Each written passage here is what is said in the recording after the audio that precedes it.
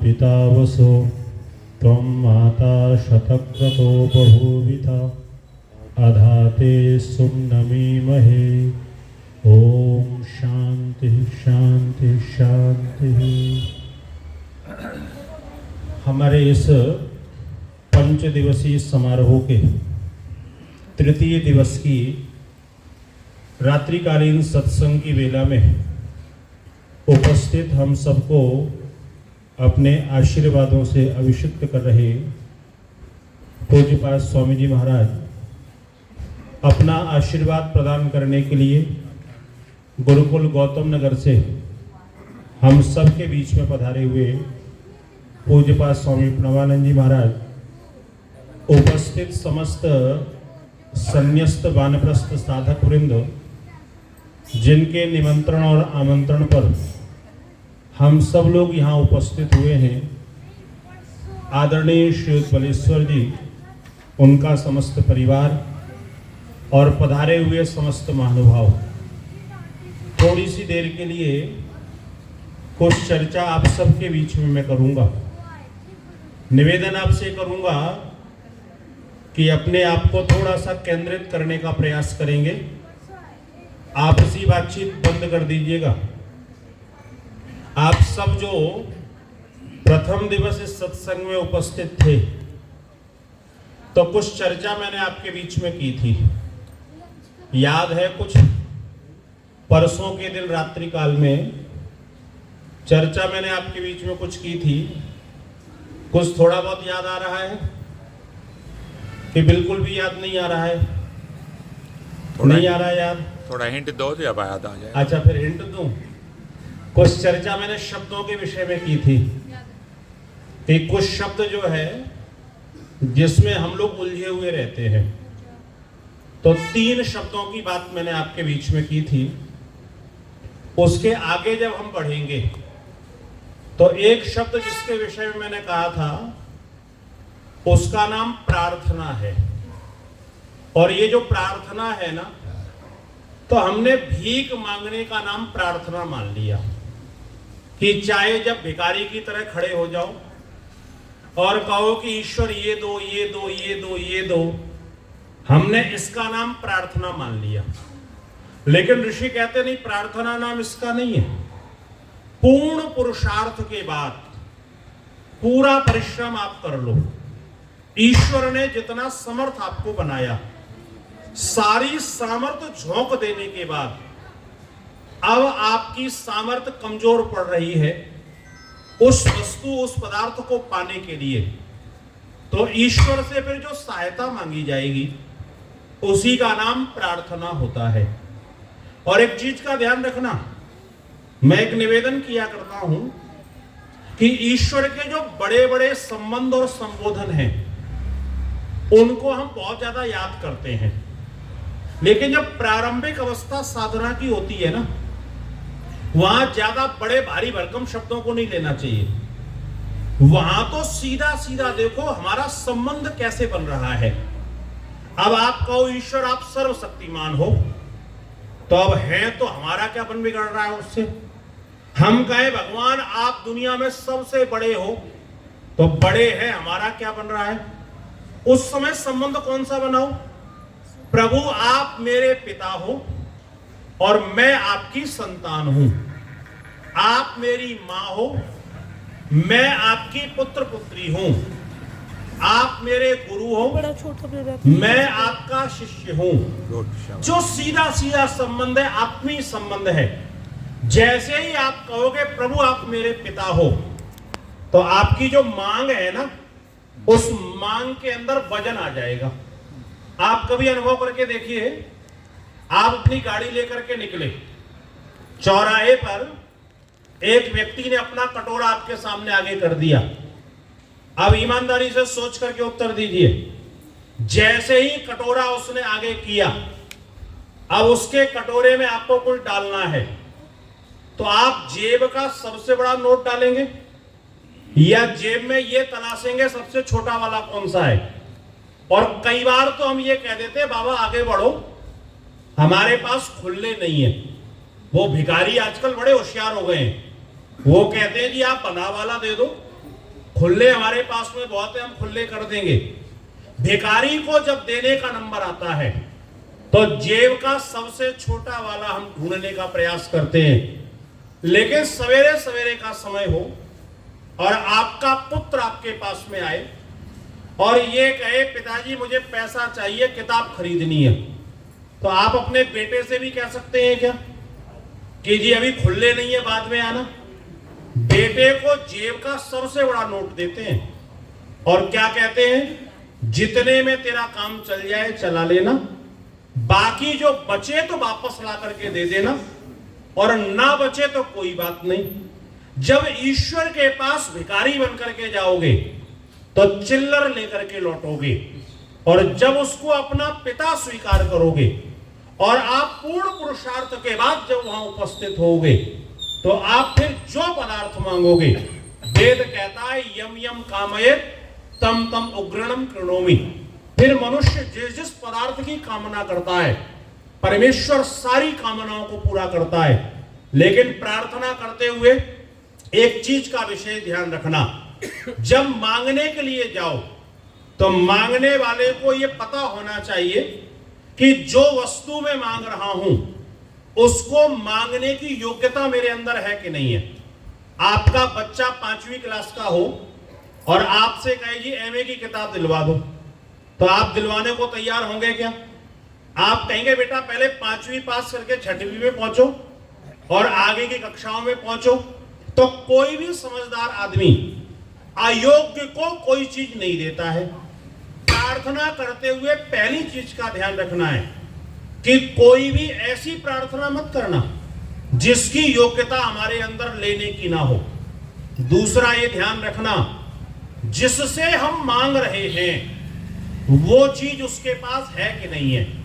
अगर आप कपड़े वाले की दुकान में जाओ और ये कहो कि शहर की सबसे बड़ी तुम्हारी दुकान है, जरा 2 किलो मिठाई तौल करके हमको दे दो, तो कपड़े वाला कहेगा जी कपड़े तो मेरे पास में हैं लेकिन मिठाई मेरे पास में नहीं है। स्मरण आप ये रखिएगा कि जब भी आप लेने के लिए जाओ तो ये देखो कि सामने वाले के पास वो चीज है कि नहीं है। मांगते समय एक चीज का और ध्यान रखना पड़ता है, जिससे हम मांग रहे हैं कदाचित वो देना चाहता भी कि नहीं देना चाहता है। अगर वो देना नहीं चाहता है, आपके अंदर योग्यता बनी रहे, उसके पास वस्तु भी होगी लेकिन फिर भी आपको नहीं देगा। जिस समय मांगने के लिए जाओ उस समय अहंकार से युक्त होकर के मत जाना, नम्रता से युक्त होकर के जाना। नम्रता पूर्वक मांगोगे आपको प्राप्त होगा। जिस समय मांगने के लिए जाओ तो सामने वाले को यह दर्शा दो कि आप इस पदार्थ को लेने के पूर्ण अधिकारी हैं। आपको जितनी मेहनत करनी चाहिए थी आपने कर ली, अब आपके परिश्रम में कोई कमी नहीं है। एक सेठ जी अपनी फसल बैलगाड़ी में रख करके शहर बेचने के लिए जा रहे थे। आप पुराने लोगों को पता होगा बैलगाड़ी का जो पहिया होता था उस पहिए में कीली डली रहती थी, तो उस बैलगाड़ी के पहिए की कीली टूट करके गिर गई और बैलगाड़ी थोड़ी सी आगे चली, पहिया निकल करके गिरा और जैसे ही गिरा तो बैलगाड़ी टेढ़ी हो गई। अब सेठ जी ने विचार किया गाड़ी पूरी भरी हुई है, कील तो मेरे पास में है लेकिन अकेले तो लगाई नहीं जा सकती, कैसे गाड़ी उठाऊंगा, कैसे पहिया लगाऊंगा, कैसे कील लगाऊंगा। कुछ व्यक्ति आए तो उनसे प्रार्थना करूं। अब धूप बहुत पड़ रही थी, बैलगाड़ी को उसने ऐसे छोड़ा, एक पेड़ के नीचे जाकर के खड़ा हो गया, देखा 3-4 लोग चले आ रहे हैं। इसने वहीं पेड़ के नीचे खड़े खड़े हाथ जोड़ करके कहा कि देखो आप 5 लोगों से हाथ जोड़ करके एक प्रार्थना है, मेरी वो बैलगाड़ी खड़ी हुई है, पहिया उधर पड़ा हुआ है, वहां पर कील रखी हुई है, आप में से 3 आदमी बैलगाड़ी उठाओ, 1 आदमी पहिया उठाओ और 1 आदमी वहां से कील ला करके उसमें डाल दो। पहिया जब लग जाए तो मुझे बता देना, मैं अपनी बैलगाड़ी लेकर चला जाऊंगा। तो उन लोगों ने कहा गजब मूर्ख आदमी है, खुद आराम से वहां खड़ा हुआ है और हमको यहाँ कह रहा है कि बैलगाड़ी का पहिया लगा दो। उन्होंने कहा चल भाग, हम नहीं लगाते। जैसे ही वो आगे बढ़े तो ये कहता है यार घोर कलयुग आ गया, मैंने हाथ जोड़ करके प्रार्थना की और मेरी प्रार्थना को इन्होंने स्वीकार ही नहीं किया। सोचा ये बदमाश लोग होंगे, इन्होंने सत्संग नहीं सुना होगा, ये भले लोग नहीं होंगे इसलिए मेरी प्रार्थना स्वीकार नहीं की। थोड़ी देर में 3-4 आदमी और आ रहे थे, इसने वही की वही प्रार्थना फिर दोहरा दी। उन्होंने भी इसको वैसे ही डांटा और ये भी आगे चले गए। ये कहता है इस दुनिया में आजकल कोई किसी की मदद नहीं करता है, ये दुनिया बहुत बेकार हो गई है, अपनी इज्जत अपने हाथ में, कोई अपनी सहायता नहीं करेगा, अब मुझे स्वयं ही लगना पड़ेगा। इसने प्रयास किया, कील को निकाल करके वहां रखा, एक हाथ से पहिया पकड़ता है, एक हाथ से बैलगाड़ी उठाने की कोशिश करता है, कभी पहिया नीचे गिर जाता है, कभी बैलगाड़ी गिर जाती है, पूरा पसीना पसीना हो गया है। इतने में 3-4 आदमी और चले आ रहे थे। अब चूंकि 2 बार ये प्रार्थना कर चुका था तो तीसरी बार करने की हिम्मत नहीं पड़ी, क्योंकि दूध का जला छाछ को भी फूक फूक करके पीता है। तो इसने सोचा कि 2 बार तो प्रार्थना कर ली, मेरी प्रार्थना को स्वीकार नहीं किया, इस बार प्रार्थना नहीं करता हूं। चारों व्यक्तियों ने देखा बेचारा एक आदमी परेशान हो रहा है, पसीने में लथपथ है, बैलगाड़ी का पहिया लग नहीं रहा है। इस बार इसने कोई प्रार्थना नहीं की, लेकिन उन लोगों ने तुरंत आकर के बोले भैया चिंता मत करो, हम आ गए हैं और इसकी बैलगाड़ी का पहिया लगवा दिया। उसने कहा गजब संसार का नजारा है, जब मैं हाथ जोड़ जोड़ के निवेदन कर रहा था कोई मेरे पास में नहीं आ रहा था और अब मैंने प्रार्थना भी नहीं की, लोगों को कहा भी नहीं। लेकिन कारण क्या है, पहले ये प्रार्थना तो कर रहा था लेकिन पुरुषार्थ नहीं कर रहा था। इस बार इसने पुरुषार्थ किया और पूरा पुरुषार्थ किया, जितना कर सकता था उतना इसने किया। उसके बाद में इसका जब काम सफल नहीं हो रहा है तो संसार के व्यक्ति इसकी सहायता के लिए खड़े हो रहे हैं। आप कभी सोच करके देखिएगा, निकम्मे बैठ करके अगर केवल प्रार्थना करेंगे वो ईश्वर स्वीकार नहीं करेगा। जब पूर्ण पुरुषार्थ करेंगे, पूरी मेहनत करेंगे, अपने आप को पूरा तोड़ देंगे लेकर के, उसके बाद में ईश्वर आपकी सहायता के लिए मानो ऐसे खड़ा हो जाएगा कि आपके काम ऐसी अद्भुतता के साथ संपन्न होंगे जिसकी हम परिकल्पना भी नहीं कर सकते हैं। ध्यान ये रखना, प्रार्थना के बारे में हम सब लोग जानते हैं, लेकिन कई बार हमको मांगना नहीं आता है। ईश्वर से मांगा कैसे जाता है, ये भी एक बहुत बड़ी कला होती है। हम लोग ईश्वर से मांगते नहीं है, हम लोग छीन करके स्वयं लेना चाहते हैं। हम ये चाहते हैं कि इस पदार्थ को हम कब्जा कर ले, हासिल कर ले, उसके सामने समर्पण के भाव के साथ में धैर्य को अपने जीवन के अंदर हम धारण नहीं करना चाहते हैं। लेकिन ध्यान रखना, जब जब ईश्वर की उपासना में बैठो तो वहां कोशिश ये करना कि आप निश्चित मत करो कि ईश्वर मुझे ये दो ये दो ये दो। वहां तो ये कहो ईश्वर मुझे जिस योग्य समझते हो वो पदार्थ मुझे प्रदान कर दो। आपको सब कुछ पता है, आप घट घट की जानने वाले हो, मेरी अंदर की भी जानते हो, आपसे कुछ तो छुपा नहीं है। मैं आपके सामने नहीं कहता मुझे क्या दो, वहां पर जब आपको मिलेगा ना बहुत अद्भुत मिलेगा। एक सेठ जी अपनी दुकान पर बैठे हुए थे, एक व्यक्ति अपने छोटे से बच्चे को लेके दुकान पर गया। जैसे ही दुकान पर गया तो सेठ जी और उस बच्चे के पिता की आपस में मित्रता थी, दोनों ने एक दूसरे को देखा। सेठ जी ने कहा भाई बड़े दिनों के बाद आए, ये साथ में बच्चा कौन है? उन्होंने कहा पागल हो गए क्या, मेरे ही तो बच्चा है। बोले इतना बड़ा हो गया? बोले जब इतने दिनों तक मिलोगे नहीं तो बच्चा तो बड़ा होगा ही, बच्चा अपना काम कर रहा है बड़ा होने का। और उन्होंने बच्चे को देखा, थोड़ा सा बच्चे को प्यार किया और प्यार करके कहा देखो बेटा वो सामने काजू की बरनी रखी हुई है, उसमें से काजू निकाल करके खा लो। अब बच्चे ने अपने दोनों हाथों को ऐसे बांध लिया, बांध करके खड़ा हुआ है। सेठ जी ने कहा बेटा वो काजू की बरनी रखी हुई है, निकाल के काजू खा लो। लेकिन बच्चा टस से मस नहीं हुआ। सेठ जी ने सोचा जैसा आजकल हम लोग सिखाते हैं, बच्चों को कोई कुछ दे तो उसकी चीज को लेना नहीं है, इसके माता पिता ने भी सिखाया होगा। सेठ जी ने पिता की तरफ को देखा और देख करके कहा कि भाई आप बच्चे को कहो ना काजू ले ले। पिता ने भी कहा बेटा अंकल जी कह रहे हैं काजू निकाल करके खा लो, लेकिन बच्चा टस से मस नहीं हुआ। दोनों ने आपस में एक दूसरे को देखा। सेठ जी ने कहा तुम्हारा बच्चा बड़ा शर्माता है, और सेठ जी गए, काजू की बरनी जैसे ही खोली और काजू निकाल करके बच्चे की तरफ को बढ़ाए, तो बच्चे ने अपने कुर्ते को ऐसे करके आगे कर दिया। जैसे ही आगे किया तो दोनों हंसने लगे, बोले अभी तो शर्मा रहा था और अब कुर्ता आगे कर दिया। बच्चे ने काजू जेब में रखे, पिता के साथ आगे चल दिया। पिताजी ने रास्ते में कहा कि देखो बेटा, शर्म करना अच्छी चीज है, लेकिन ज्यादा शर्म करना ठीक बात नहीं है। और भोजन में तो शर्म बिल्कुल नहीं करनी चाहिए। जिसने भोजन में शर्म की उसके कर्म फूटते हैं। और हमारे संस्कृत के अंदर तो कहावत है, परान्नम दुर्लभम लोके शरीराणी च पुनः पुनः, दूसरे का माल बड़ी मुश्किल में मिलता है। ये शरीर तो बार बार मिल जाएगा, एक बार नष्ट हो गया कोई बात नहीं, इसलिए दूसरा दे तो बिल्कुल मत छोड़ना। और तू इतनी शर्म करता है, सेठ जी कह रहे थे काजू ले ले ले ले, तुमने क्यों नहीं लिया? तो बच्चा कहता है पिताजी आप समझते नहीं हो, मैं शर्म नहीं कर रहा था। बोले शर्म नहीं कर रहे थे तो क्यों नहीं लिया? तो बच्चा बड़े मुस्कुरा के कहता है पिताजी एक बात बताओ, अगर मैं अपने हाथ से लेता तो मेरे हाथ तो छोटे छोटे थे, मैं कितना भी ज्यादा लेता तो कितना ले पाता। और सेठ जी ने जब अपने हाथ से दिया ना, तो सेठ जी कितना ही कम देंगे, मेरे लिए हुए से तो ज्यादा ही देंगे।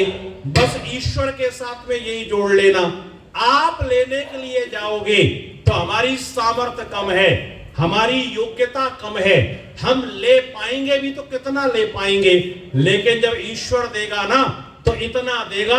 बस उसके लिए एक ही काम करना पड़ता है, अथाह समुद्र वहां भरा पड़ा हुआ है।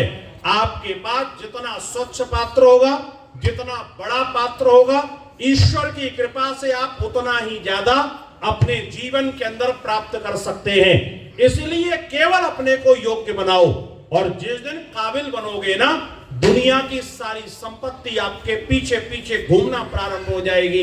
लेकिन हम करते क्या है कि हम अयोग्य बन करके भी और ईश्वर से दुनिया की सारी चीजें मांगने का प्रयास करते हैं। योग्यता अपने जीवन के अंदर आ जाए, आपको अगर मांगना आ गया ना तो ईश्वर को इतना देता है कि मनुष्य उसको संभाल नहीं सकता है। लेकिन मांगने की कला भी व्यक्ति को आना चाहिए। मांगा कैसे जाता है? हमारे आर्य समाज के बहुत अच्छे विद्वान थे, पंडित भगवत दत्त जी उनका नाम था। इतिहास के संदर्भ में, शास्त्रों के संदर्भ में वो व्यक्ति जो कुछ लिख गया परम प्रमाणिक वो व्यक्ति माना जाता है। और उस व्यक्ति की एक विशेषता रही, अंग्रेजी भाषा बहुत अच्छी जानने के बाद इतिहास की कई किताबें उस व्यक्ति ने हिंदी में इसलिए लिखी जिससे विदेशी लोगों को मेरी किताब पढ़ने के लिए हिंदी सीखना पड़े। और विदेशी विद्वानों ने उनकी किताब पढ़ने के लिए हिंदी सीखी और किताब को पढ़ा। लेकिन विद्वान इतने बड़े थे, अद्भुत विद्वान थे, योग्यता बहुत ज्यादा थी। लेकिन एक चीज आपने देखी होगी कि सरस्वती और लक्ष्मी इन दोनों की आपस में बनती नहीं है। जिसके पास में सरस्वती होती है ना, उसके पास लक्ष्मी की बड़ी कड़की होती है। और जिसके पास लक्ष्मी ज्यादा होती है ना, तो लक्ष्मी की सवारी बता दी गई। बोले जी किसके ऊपर बैठती है? लक्ष्मी विद्वानों के ऊपर नहीं बैठती है, लक्ष्मी तो बैठती है किसके ऊपर? उल्लू के ऊपर बैठती है। तो कई बार ऐसा होता है जहां लक्ष्मी है वहां सरस्वती नहीं है, जहां सरस्वती है वहां लक्ष्मी नहीं है। ये तो बिरले ही लोग होते हैं जिनके पास सरस्वती भी हो और जिनके पास लक्ष्मी भी हो। भगवत दत्त जी जीवन के अंदर विद्वान तो बहुत बड़े थे, लेकिन पैसा कमाना नहीं आता था। अब जो विद्वान हो, शास्त्र का काम कर रहा है, ईश्वर की उपासना कर रहा है, तो भगवान भी तो उसका ध्यान रखता है। उनका विवाह जिन माता जी के साथ में हुआ वो बहुत अच्छी विदुषी थी और वो अध्यापक का काम करती थी, अध्यापिका वो थी।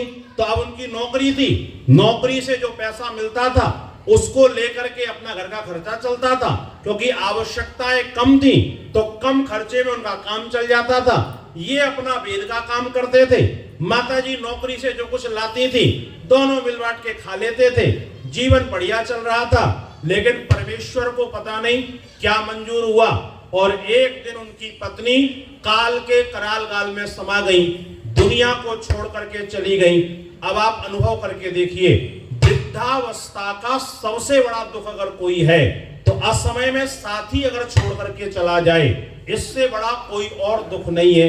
एक तो पत्नी साथ छोड़ करके चली गई, और वो भी कैसी पत्नी चली गई जो कमा करके खिलाने वाली थी। लेकिन कई जगह ऐसी होती हैं जहां मनुष्य की चलती कुछ नहीं है, और दुनिया में दो जगह तो कम से कम ऐसी हैं।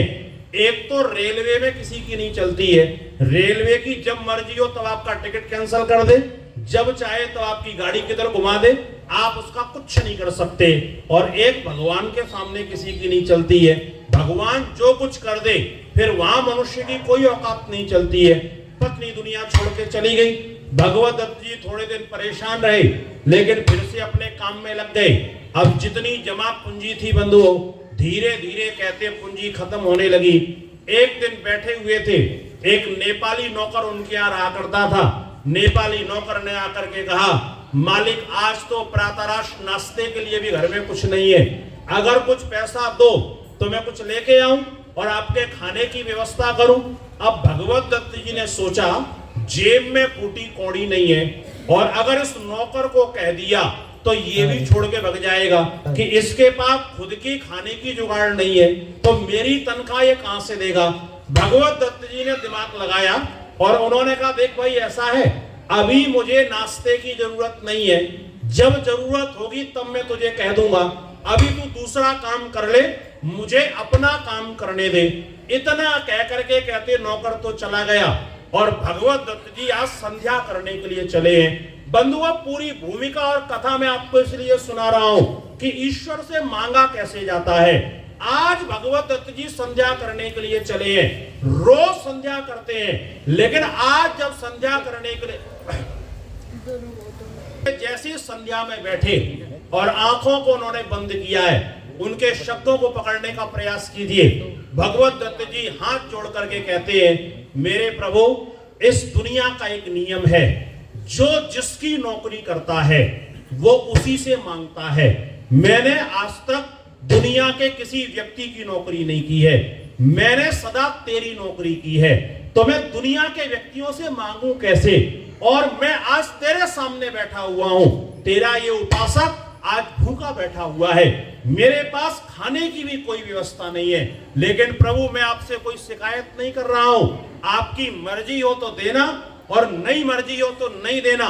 मैंने आपसे प्रेम किया है, मेरा प्रेम किसी स्वार्थ के वशीभूत नहीं है, मैंने निष्काम भाव से आपसे प्रेम किया है। लेकिन प्रभु अगर भोजन मिल जाएगा तो और तत्परता से काम कर पाऊंगा, और नहीं भी मिलेगा तो बिना भोजन के आपका काम करूंगा। कहते भगवत दत्त जी संध्या करके नहीं उठ पाए, वो नौकर भागा हुआ आया, बोले मालिक एक आदमी बाहर आया था, ये 2 पैकेट दे करके गया है। बोले इन पैकेट में क्या, खोल के देखो, कौन व्यक्ति आया था। बोले आज से पहले मैंने उसको नहीं देखा है। जैसे ही पैकेट खोल के देखा तो कहते एक में मिठाई रखी हुई थी, फल रखे हुए थे, एक पैकेट में उस समय के 700 रुपए रखे हुए थे। उन्होंने कहा एक बात बता, तेरा 1 महीने का खर्चा कितने में चलता है। बोले 200 रुपए में। बोले 3.5 महीने की तेरी व्यवस्था हो गई। और आंखों में आंसू भर के कहते हैं, मेरे प्रभु मुझे ये तो पता था तुम देते हो, पर इतनी जल्दी देते हो ये आज मुझे पहली बार पता चला है। कुछ दिनों के बाद जब दोनों के दोनों लोग कहते दिल्ली के अंदर सनातन धर्म मंदिर के बगल से निकल रहे थे, तो वहां पर उस नौकर ने फिर चिल्ला करके कहा, मालिक वो अंदर जो व्यक्ति बैठा हुआ है ये वही व्यक्ति है जो उस दिन वो पैकेट लेकर के आया था। दोनों वहां पर पहुंचे, और जैसे ही पहुंचे जाकर के तो भगवत दत्त जी ने मुस्कुरा के नमस्ते किया।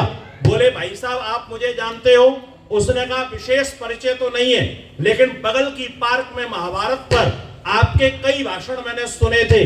आपसे ज्यादा मेरे को प्रेम नहीं है, क्योंकि मैं इस मंदिर का पुजारी हूं, और तुम आर्य समाजियों की एक विशेषता है, तुम हमारी पीठ में लात नहीं पेट में ही लात मार देते हो, इसलिए तुमसे हम दूर ही रहते हैं। तो बोले जब इतनी दूर रहते हो तो उस दिन ये पैकेट और पैसे लेकर के क्यों आए थे।